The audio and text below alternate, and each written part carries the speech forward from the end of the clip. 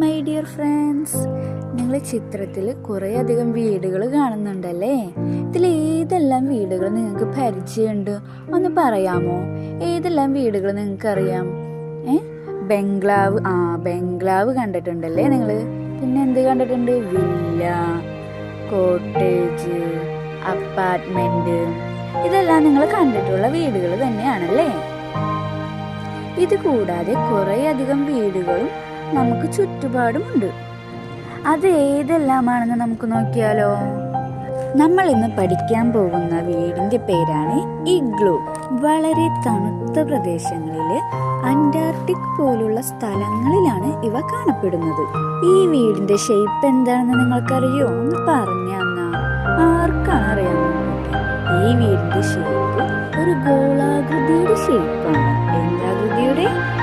ഗോളാകൃതിയുടെ shape.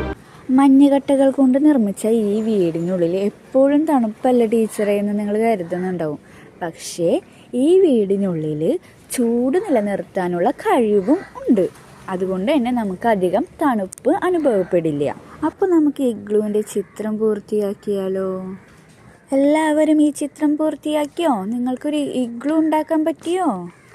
ഇതിലേത് ചിത്രമാണ് മഞ്ഞ് കൊണ്ടുണ്ടാക്കിയ വീട്?